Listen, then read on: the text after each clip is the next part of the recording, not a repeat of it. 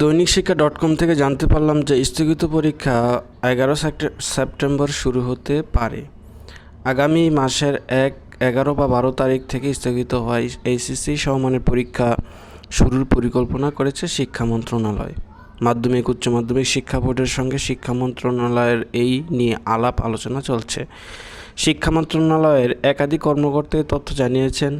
জানা গেছে, থানাগুলোতে প্রশ্নপত্র ছিল। বৈষম্যবিরোধী ছাত্র আন্দোলন চলাকালে অনেক থানায় হামলা ও অগ্নিসংযোগ হয়।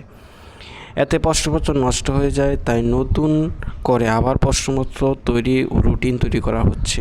এই কারণে কিছুটা সময় লাগছে। সূত্র আরও জানায়, বন্যার কারণে সিলেট বিভাগে কয়েকটি বিষয়ে পরীক্ষা স্থগিত ছিল, সেগুলো নতুন করে নেওয়ার পরিকল্পনা করা হচ্ছে। গত 30 জুন সারা দেশে এইচএসসি সমানের পরীক্ষা শুরু হয়। কোটা সংস্কার আন্দোলন ঘিরে সহিষ্ণুতার কারণে গত 18, 21, 23 ও 25, 28 জুলাই ও 1 ও 4 আগস্টের পরীক্ষা স্থগিত করা হয়। অবশেষে 11 আগস্ট থেকে পরীক্ষা অনুষ্ঠিত হওয়ার কথা ছিল, পরে তাও স্থগিত করা হয়। আগামীকাল বুধবার থেকে দেশের সব প্রাথমিক বিদ্যালয় খুলে দেওয়া হয়েছে। অন্য শিক্ষা প্রতিষ্ঠান খোলার ব্যাপারে বুধবার ঘোষণা আসতে পারে। দৈনিক শিক্ষা।